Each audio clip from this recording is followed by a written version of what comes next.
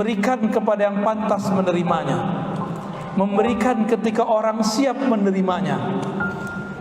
Kalau siang-siang begini, itu susah orang siap menerima talqin, ya, karena secara energi orang masih terikat dengan dunia.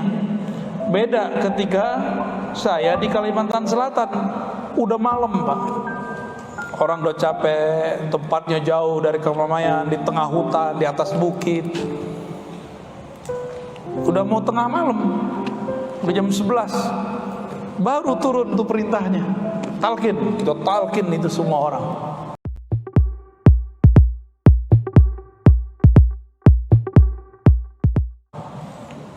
Tapi kalau siang-siang ini, habis ini pengen kerja lagi kan?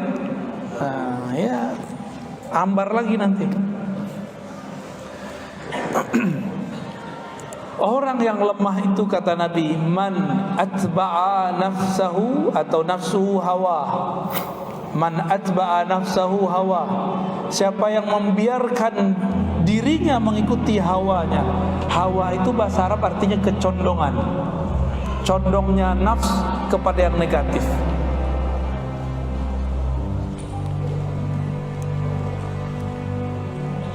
Dulu waktu masih belum nikah, punya gaji 500.000 udah seneng ya, bener. Pas udah nikah, gaji 5 juta kayaknya belum cukup. Dapat tunjangan jadi 15 juta kayaknya belum cukup. Dapat proyek 50 juta kayaknya belum cukup. Proyek kok 50 juta, ini proyek abal-abalan nih gitu. Begitulah terus. Ternyata gak ada namanya orang puas. Semakin keriput, semakin gak puas. Itu begitu kita. Itu namanya hawa. Maka Nabi mengatakan al-ajiz, dia nanti jadi lemah. Orang-orang begitu akan capek. Taiba abdud dinar, sungguh lelah orang yang obsesi hidupnya mencari duit. Jujur aja Pak, Bapak ini kalau Bapak udah enak jadi kombes Pak, yang bawahan, yang tiap hari ngomong siap, capek loh Pak. Hormat, capek itu, serius, capek bener itu. Apalagi dia nih pangkatnya biasa, yang jadi perwira umur kemarin sore, harus ngomong kadang umur anaknya. Siap. Nah itu harus dikasih tahu sama perwira tuh, kamu jangan terlalu kaku. Kasih tahu sama bintaranya, ya dekat sama dia tuh, jangan stres kamu ntar ya. Capek itu. Kalau dia pengen cari duit, capek kerja begitu, gaji siapnya aja nggak bisa Pak, nggak cukup itu. Tunjangan untuk hormat nggak cukup. Kalau dia nggak cinta kepada Allah, dia tidak ingin menjalankan tugasnya, dia pengen dapat sesuatu yang lain, dia kerja cuma pengen dapat isi kantong, capek begitu, lelah. Ada orang berangkat kerja, berangkat pagi pulang sore, benar? Capek nggak? Capek. Jadi kalau obsesi kita mencari dunia capek, maka hanya ada satu jalan. Jadikan bekerja di dunia itu nilainya akhirat. Gimana caranya? Sama seperti tadi. Jika pemimpin mau jadi wali, torikotnya bukan torikot Naksabandi Syazili, Samani, bukan. Torikotnya apa tadi? Amanah dan adil. Ini tinggal dicek aja adil nggak? Tinggal dicek aja amanah nggak? Oh masa lalu, kan masa lalu ini kan ada tahun baru, bisa buat lembaran baru, nggak usah khawatir. Ya, sebelumnya saya bisa pernah makan duit subhan, duit samar. Ke depan kan bisa diperbaiki. Kalau jangankan duit yang nggak jelas, dulu di masa Rasulullah, orang yang sudah lama hidup makan riba lalu tobat, kata Allah, falahu ma salaf, ya, bagi dia apa yang telah berlalu biarin. Syukur-syukur nggak ditembak sama KPK.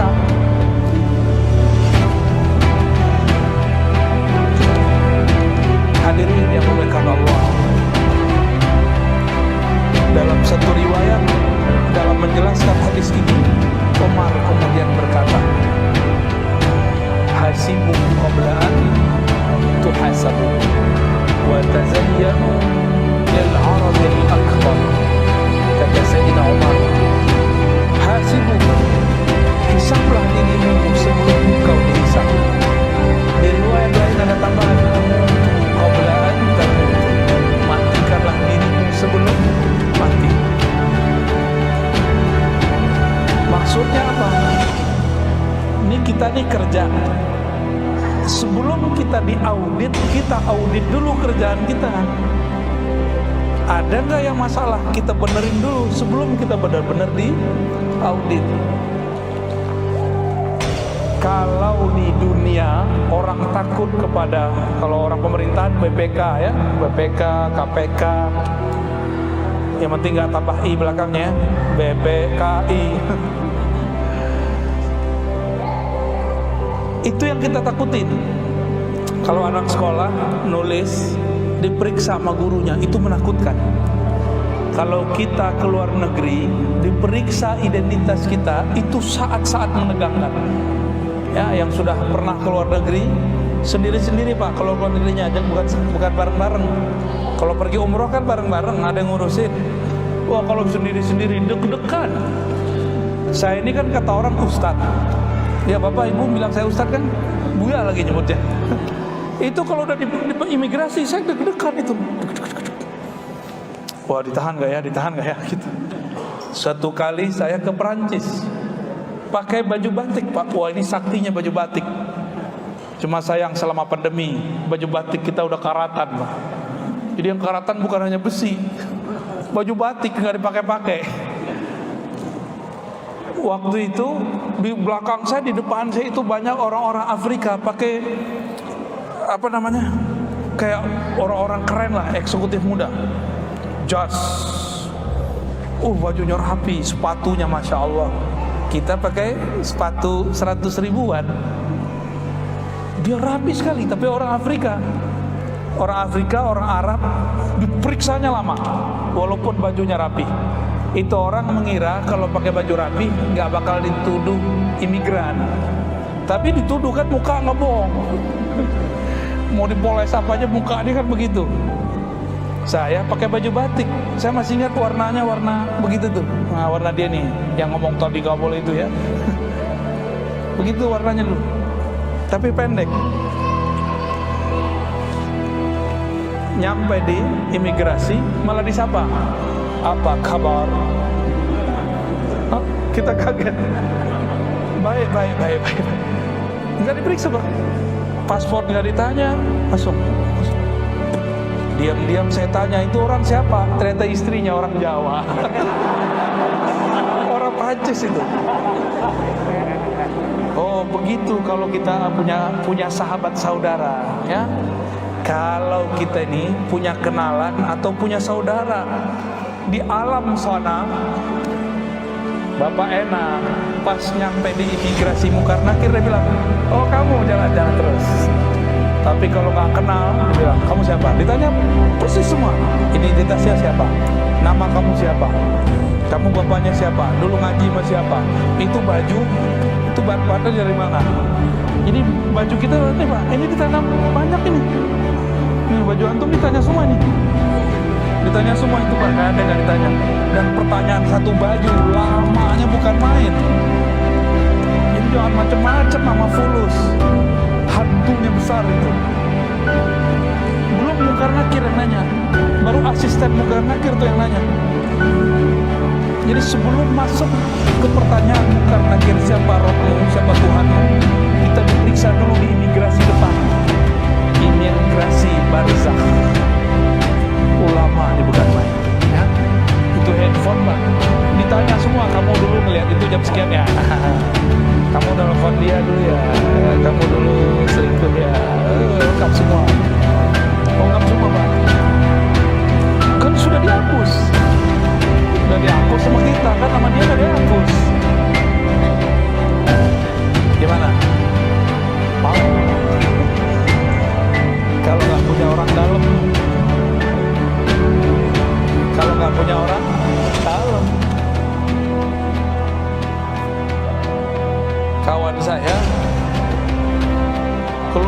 Uzbek Pak, kawan saya, pejabat, dia pejabat di Indonesia. Pejabat Pak, mungkin kalau di polisi udah selevel Bapak mungkin. Berarti dia punya anak buah toh. Ini Bapak kalau nggak pakai baju biasa seperti rakyat jelata dia. Ya, kalau udah pakai baju biasa. Pulang kami dari Uzbek, dia pakai kopiah kupluk, tapi kupluk kayak antum itu tuh. Itu persis kayak gitu. Orang Uzbek tahunya kopiah begitu, kopiah Afghanistan. Orang Afghanistan kalau pakai serban, dalamnya begitu. Uzbek sedang trauma dengan perang orang Afghanistan. Itu teman saya ditahan Pak. Yang nahan sih mbak-mbak nanti, tapi setelah ditahan dicuekin aja, dibiarin jadi tahanan nunggu syafaat. Udah 2 jam kita nunggu, akhirnya kita inisiatif, ini kenapa nih teman kita ditahan? Akhirnya teman saya seorang perempuan, yaudah saya ngomong, dia bahasa Inggrisnya oke. Dia bilang, that's my friend. Siapa? Ditunjuk, masuklah ke kamar. Ini teman saya ini.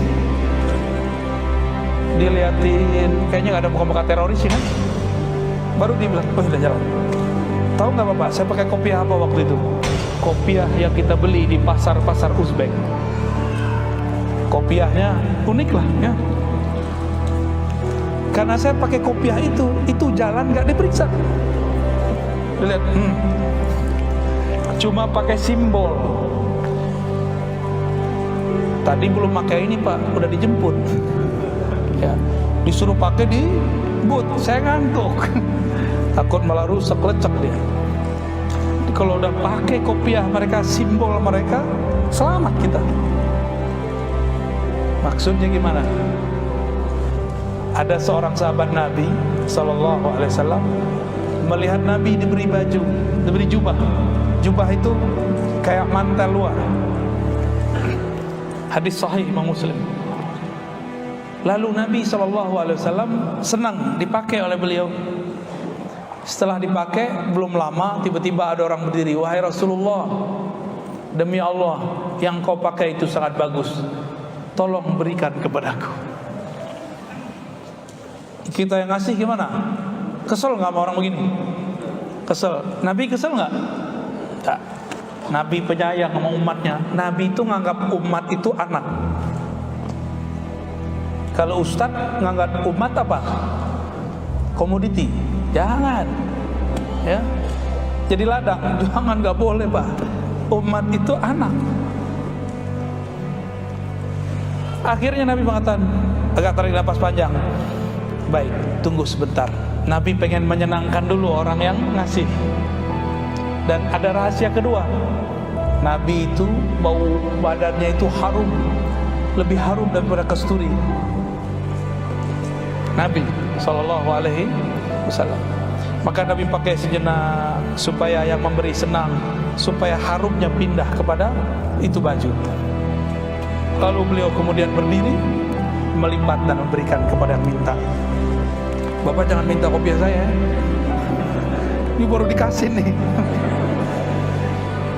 Itu mereka yang minta disidang oleh sahabat lain. Nabi udah pulang, disidang. Kamu apa-apaan sih?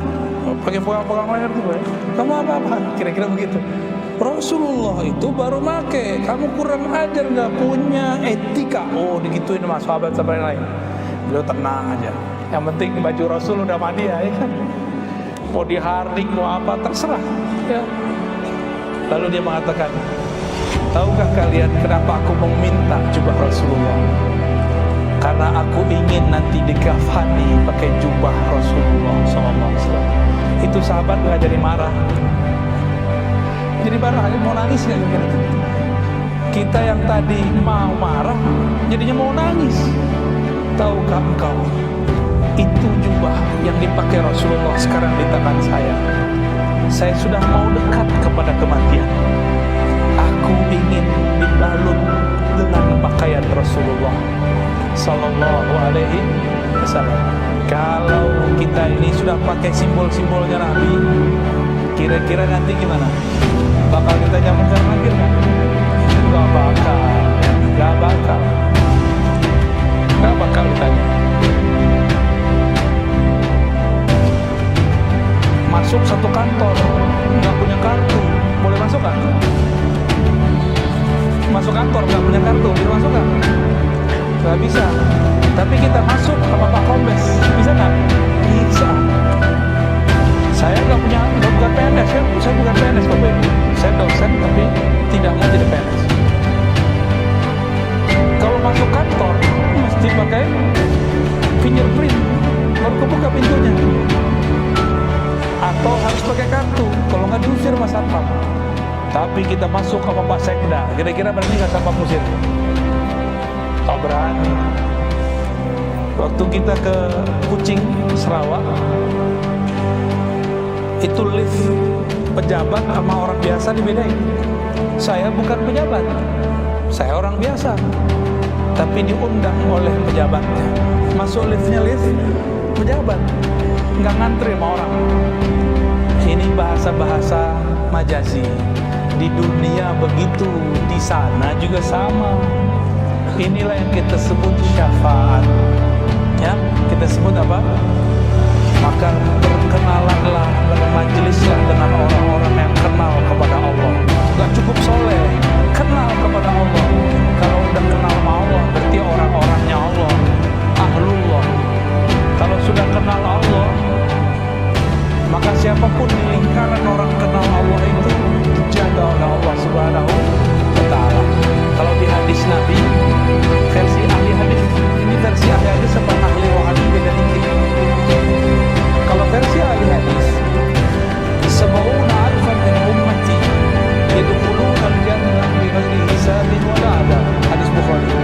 Ada 70.000 umatku yang masuk surga tanpa hisab dan azab. Saya yakin muka-muka kayak kita ini gak ada yang masuk ini ya. Gak ada Pak, gak masuk, satu pun gak ada. Serius. Apalagi yang di depan-depan saya ini gak ada. Bukan nafsu semua. Termasuk saya Pak. Kita gak ada yang pantas jadi 70.000 itu. Sahabat Nabi 124.000 udah gak masuk semua. Berarti kalau dari kalangan sahabat ada 70.000 tanpa dihisab, sisanya mana? Sisanya dihisab. Abdurrahman bin Auf pulang dari Suriah bawa 12.000 onta ke Madinah. Aisyah dengar, baru Aisyah paham, oh ini yang Nabi dulu omongin ya. Kata Nabi dulu waktu hidup, itu Ibnu Auf saya lihat di akhirat ngesot. Tahu ngesot Pak? Bukan suster ngesot, abang ngesot. Nyapu lantai badannya susah sekali jalannya. Bahkan yamshi ala sadri, dia jalan itu pakai dadanya. Disampaikanlah oleh murid Aisyah kepada Abdurrahman bin Auf. Apa kata Abdurrahman bin Auf? Kalau begitu semua yang aku bawa dari Syam 12.000, di riwayat Abu Nuaim 10.000, di riwayat lain ada yang berkurang, ada yang bertambah, saya sedekahkan ke Baitul Mal. Dulu begitu beliau ya. Terus yang dilihat Nabi berubah gak? Berubah, karena takdir orang itu ada banyak cabangnya. Jadi takdir kita ini banyak cabangnya Bang. Ini kalau para pejabat ini ada takdirnya minimal ada 2. Pensiun dengan bahagia atau masuk penjara. 2 aja.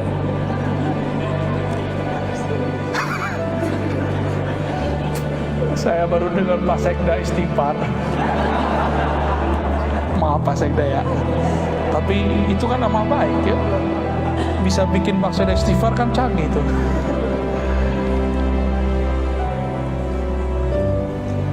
Takdir kita 2 terus.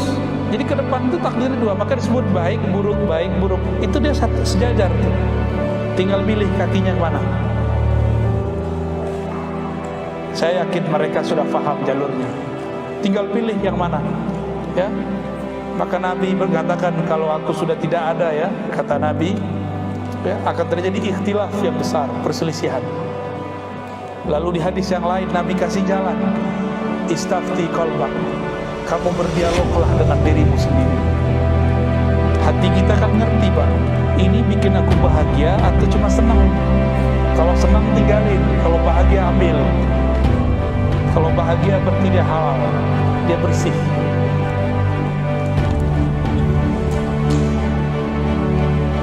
Sayyidina Umar mengatakan tadi apa? Hasibu qabla an tuhasab. Ini orang masuk 70 tanpa hisab, tanpa azab. Itu mereka amalannya dulu berhisab. Jadi mereka menghisap dirinya sebelum nanti dihisap. Makanya ketika mereka masuk ke alam sana, 70.000 ini tidak dihisap lagi oleh Allah Subhanahu wa ta'ala. Terus gimana kita supaya jadi bagian orang yang masuk surga juga tanpa dihisab, tanpa azab? Ya, kalau di hadis dikatakan ciri-ciri mereka bertawakal kepada Allah, tidak minta diruqyah, tidak minta diobat secara ekstrim, tawakalnya tinggi. Wa ala rabbihim yatawakkalun. Jadi 70.000 itu makomnya disebut makom tawakal. Apa arti tawakal? Berserah diri kepada Allah. Itu satu makom. Jadi ada rahasianya. Di bab makom tawakal ada 70.000 orang tanpa hisab, dan kan ada makom yang lain namanya makom syukur. Di bab syukur, jadi kita ini dipandang oleh Allah tergantung rohani kita milih yang mana, bab tawakal atau bab syukur. Ada lagi bab sabar, pilih mana? Kaya bersyukur, miskin sabar. Ayo, nggak ada yang mau miskin, Pak. Gimana Pak Sekda? Ini rakyat nggak ada yang mau miskin.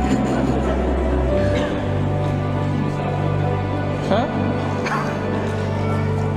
Gimana dong?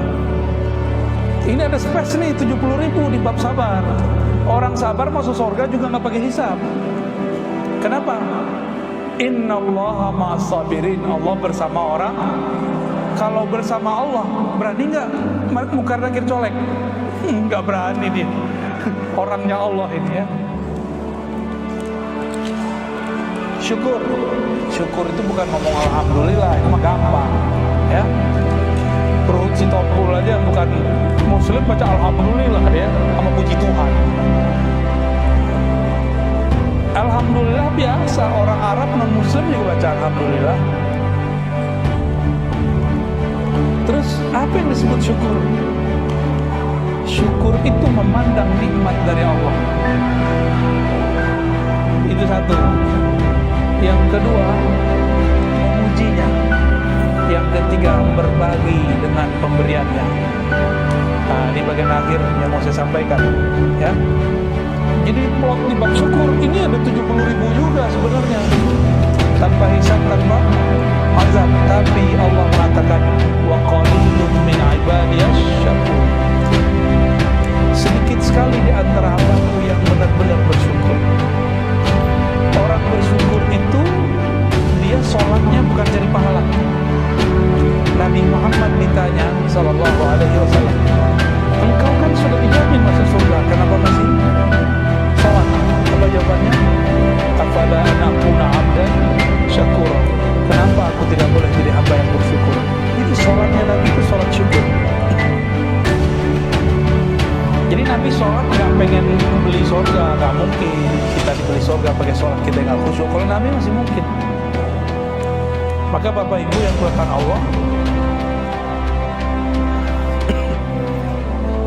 coba praktekkan di rumah. Baca la ilaha illallah, tapi maknanya tiada yang memberiku nikmat, tiada yang mengujiku, tiada yang mengatur hidupku kecuali Allah. Kalau ini diulang-ulang, pagi 100, bacanya la ilaha illallah, tapi pahamnya begitu, nanti hidupnya akan lebih bahagia dari biasanya.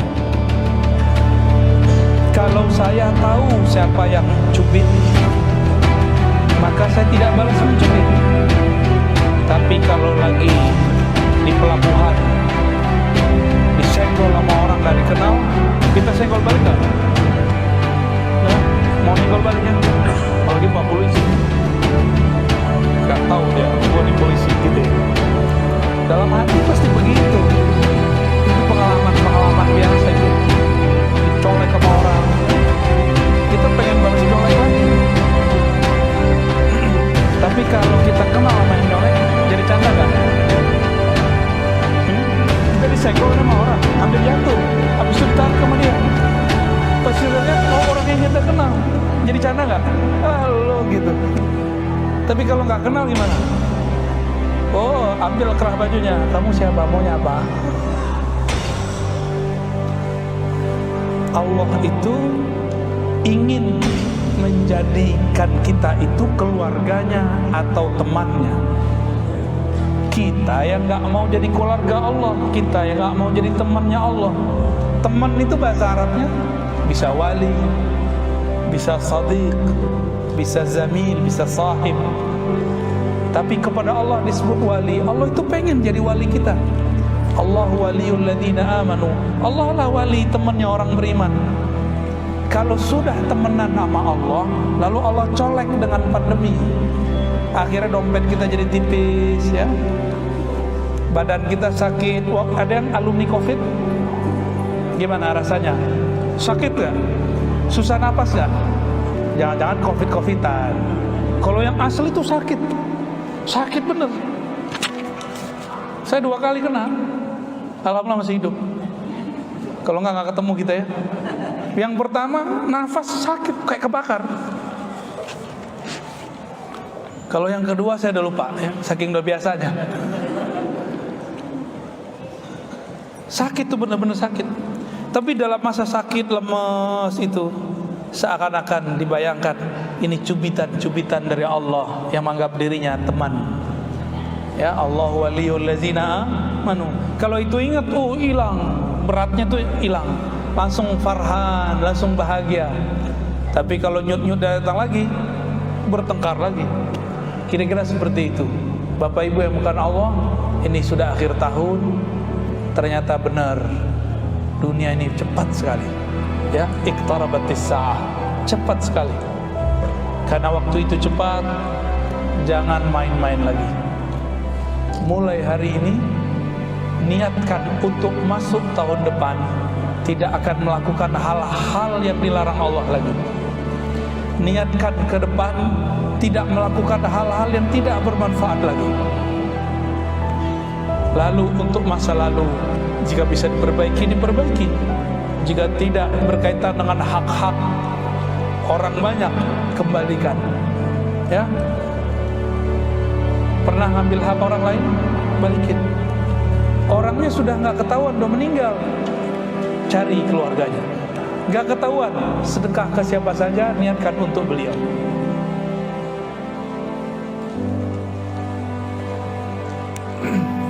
Inilah lebih kurang yang dapat saya sampaikan mengenai refleksi akhir tahun. Berhisablah kamu sebelum engkau dihisab. Maka orang-orang yang menghisab dirinya sering mengukur dirinya di dunia, kata Sayyidina Umar, nanti di akhirat yakhifullahu alaihi, Allah akan meringankan hisabnya. Bapak Ibu, seperti yang saya sebutkan tadi, isyaratnya memang tidak ada.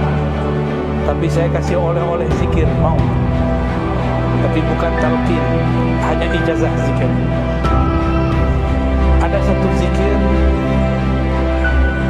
saya menyebutnya, mungkin sudah ada yang menonton, yang merekamnya. Disebut maqalidus samawati wal ardh, zikir buhul langit dan bumi. Selama masih ada orang berzikir begini, maka tidak akan ada kiamat di muka bumi. Diambil dari ayat surat Asy-Syura, lahu maqalidus samawati wal ardh, miliknya lah buhul-buhul langit dan bumi. Ternyata penjelasannya, setiap langit dan bumi itu ada malaikat-malaikat yang memikulnya. Malaikat ini tidak sanggup memikul langit dan bumi kecuali dia punya zikir. Inilah zikir yang mau saya turunkan. Zikirnya sudah Bapak Ibu tahu semua, cuma mungkin kaifiatnya pertama istighfar. Caranya pertama syahadat. Kenapa syahadat? Barangkali kita pernah kufur secara batin, pernah syirik secara rohani, maka setiap kali zikir wajib syahadat ulang supaya zikir kita diterima di sisi Allah Subhanahu wa ta'ala. Kemudian yang kedua istighfar, cukup 7 kali ya.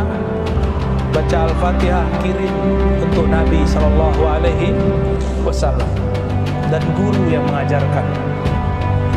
Berikut sholawat ya, kalau sempat. Lalu baru masuk ke zikirnya. Zikir yang sudah kita hafal, Subhanallah 100 kali. Bukan dibaca subhanallah, bukan satu-satu. Subhanallah, subhanallah. Karena satu malaikat, jadi ibarat begini, di setiap tiang ada malaikat. Itu tiang ada malaikat, malaikat bisa memikul yang ada di atasnya. Itu karena dia punya zikir yang diberikan oleh Allah. Satu malaikat zikirnya cuma satu aja, Subhanallah, Subhanallah, sampai kiamat. Si malaikat tetap zikir kalau di bumi ada orang yang berzikir. Jadi kita kayak nemenin mereka zikir. Kita temenin mereka zikir. Syukur-syukur kalau Allah izinkan kadang-kadang ruh kita di perjalanan dengan Allah, kita dengar ada yang berzikir. Terus ini subhanallah apa tadi, subhanallah 100. Yang kedua alhamdulillah 100. Allahu akbar 100. Terus la ilaha illallah 100. Ada tambahannya. Nah, jadi ternyata yang memikul itu ada 4 tiang. Dan di masing-masing tiang ada 2 malaikat besar dan tentara-tentaranya, bahkan lebih. Masing-masing punya zikir sendiri. Tapi semua itu ngikut yang di tengah. Yang di tengah itulah hamba Allah, wali Allah. Zikir hakikat dalam dirinya, la haula wala quwwata illa billah.